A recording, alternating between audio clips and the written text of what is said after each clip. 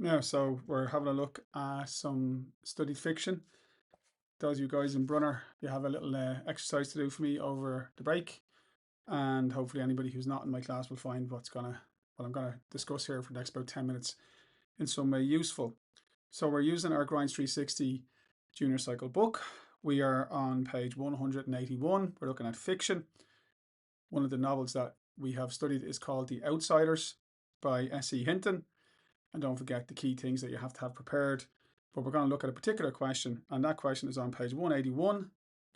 And it was, you are a blogger with a following made up of teenagers. Don't forget, it is important if you're given one of those audience based questions that you're aware of who the audience are and that you address the audience throughout your response. That's something that will pick you up a couple of marks as you go through your work. You have just read a novel that you really liked. And again, if they're saying you liked it, that's important to note, and want to persuade your audience that they should also read this book. So it's interesting that it's a novel, don't forget, and I fully expect this to happen in Junior Cycle 2026. It is possible they could ask you to write about two novels or two plays that you've studied. They've already done that with poetry, so they might not do that again, but they certainly could do it with the novel or the play. This is a novel, and it is the instruction is to write a script for the podcast you would make and ensure that you talk about, and then they give you four instructions: the characters, the setting, the themes, and the plot. Now, this is a really interesting question. You've got about 18 minutes because there's 30 marks going. So our rough rule of thumb is for every 5 marks available, we have 3 minutes in the exam. This is a very time sensitive exam. So 18 minutes is not a huge amount of time. So you're looking at writing at least one paragraph on each one of those. The question gave us the scaffolding. We like that. It tells us what to do. Follow the rules of the question and you won't go far wrong. And so it's asking you to write a paragraph on the characters, the setting, the themes, and the plots. And what I want you to do, if you're watching this and you're in my Brunner class in term 2025 to 2026 and you're doing your homework, I want a paragraph on why you like the setting, on why you like the themes, and why you like the plot. Don't forget, we've already done one sample paragraph on the characters. There it is there. It follows the Rice rules.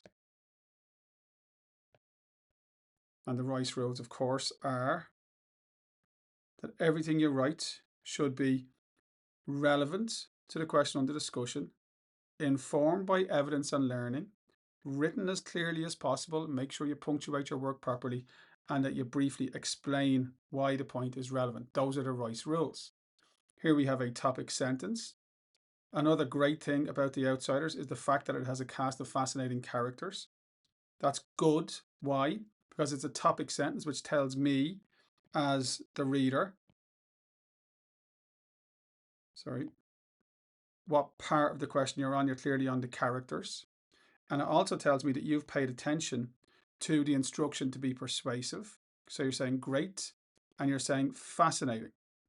You've got your punctuation is all intact. You've got your capital T for the and your capital O for outsiders. That's the name of your text.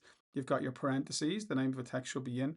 If you like single inverted commas, everything is nice and clean. Then you have a section where you show that you know your novel well.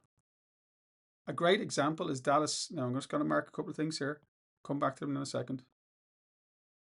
Dallas Dally Winston. He is a wild, out of control criminal, but he is capable of great heroism. A lovely subtle point showing that you understand his character, that he is a character who possesses these contradictions.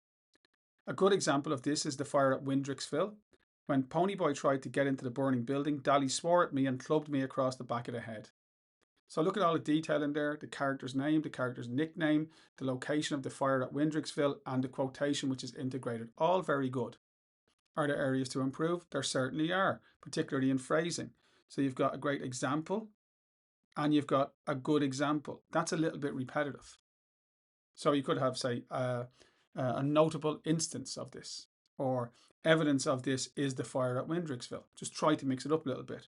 The other thing is you got great once here, and then you've got great twice there. It'd be nice to have a little bit of variety in the phrasing. So a memorable example, a notable example, a powerful example, any of those words which mean that it's a good example. But it's really good in general. You've got a good point on the characters, you've got evidence of Dali, and now you need to bring it back to the question. Dali did this to protect Ponyboy and then went into the building himself to rescue the kids. Dali is, and there it is, that phrase again, a great example of one of the reasons you will love this novel, like that, remembering the audience and remembering the instruction to be persuasive. It is packed full of, and then I love this, fascinating characters, because you're bringing it back to the question, or sorry, to the point that you made, and it gives the paragraph a lovely structure. So is that a distinction level answer? No. Why not? Because the phrasing could be improved. That's generally the difference between a higher merit answer and a distinction answer, is the phrasing. There's nothing wrong with the phrasing there. It's grammatically correct. It's just a little bit repetitive, and that would make me think it's very good, but it's not excellent. So it's higher merit standard as opposed to distinction standard. Okay? So your job now, over the course of the week, is to write me 3 more paragraphs. Now, obviously, you need an introduction. You can do this when you're doing a podcast. You can do it in the interview style, back and forth, back and forth. I think it's harder to do these questions like that. So just open up and say, hello, I'm here to, I'm looking forward to talking today about this amazing novel. I'm delighted that you guys are listening to this podcast, and I hope you enjoyed last week's podcast. And then at the end, you go, and next week we're going to be discussing whatever else.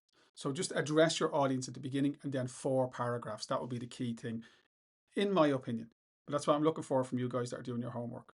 So we're looking for now a paragraph on what makes the setting memorable or interesting, on why the themes are appealing, and what about the plot makes you think that this novel is worth reading. And if you're doing that work, don't forget you have your note on the outsiders. I'm just going to bring it up here. There we go. And you have your key quote. So if we pick a random one, we've got number 10 there, Randy to Ponyboy. Greasers will still be greasers and socias will still be socias. Sometimes I think it's the ones in the middle that are really the lucky stiffs. So there's a lovely quote from Randy talking to Ponyboy about the nature of the world in which they live. That's the setting. They live in Tulsa, Oklahoma in the mid 20th century, in the late 1950s, early 1960s. It is a world divided between the haves and the have-nots, the rich and the poor, the socias and the greasers. And that creates conflict and tension. And that is one of the things that you think is really interesting about the plot, that it shows you this world, which is different from your own world, but is also familiar in many ways. There's your paragraph on the setting. So you look at the second, or the number 11 quote, and you can use short quotes, long quotes, up to you. Look at what Johnny says to Ponyboy, as he dies. Stay gold, Ponyboy, stay gold. Gold is precious. It is rare. He's talking about Ponyboy as his friend, somebody who he could rely on, somebody who he loved and admired. So we have a theme of friendship. And that's a theme that's utterly relatable. We also have a theme in Johnny's story of abuse and of tragedy. And again, while we may not have experienced those in our lives, they are universal themes, and Johnny's an utterly relatable character. And that's one of the things you like about the novel. It addresses themes in moments like that, which are powerful and easily relatable. When a friend is telling his friend to stay gold, this is an expression of love and admiration, and that makes the novel interesting. So you see, so you can write whatever you want to write, but try and use the quotes. I love the plotting of the outsiders, and one of the best moments in the novel is, of course, the death of Dali, and we don't see it; it's reported to us, and we're told, number 13, and even as the policeman's gun spit fire into the night, I knew that was what Dali wanted. Johnny was the only thing Dali had left, and now Johnny was gone. So one of the things you're going to say about the plot of The Outsiders that you like is that it has these twists. It has the death of Bob. Well, it has the opening, which is amazingly engaging. It has the death of Bob the Soch at Johnny's hands. It has the fire at Windricksville and the heroism of the boys. It has Johnny's death. It has Dali's death by suicide by cop, which is unbelievably dramatic. So all of these plot twists keep us engaged with the novel, constantly surprise us, make us interested, and again, you tell the audience that the novel is full of twists. You won't give away all the plot twists, you won't give them all away, but you'll say you really recommend this novel because it has them, and there's a good example. If you wanted to do another one and you didn't want to give away too much, you could, of course, just go to the opening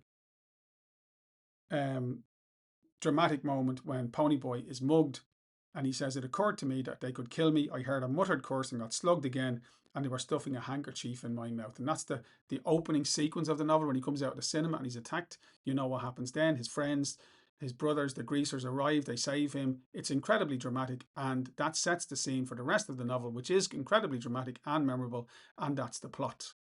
So I'm looking for you, my guys in my class and Brunner, to turn up on Monday, I think it's the 3rd, isn't it, of November, with 3 strong paragraphs in your copies, written using the Rice rules, using those quotes to tell me why I should read that novel based on, you don't have to do the characters one because that's done, but based on the themes with 1 quote, based on the setting with 1 quote, and based on the plot with 1 quote. Okay? Okay.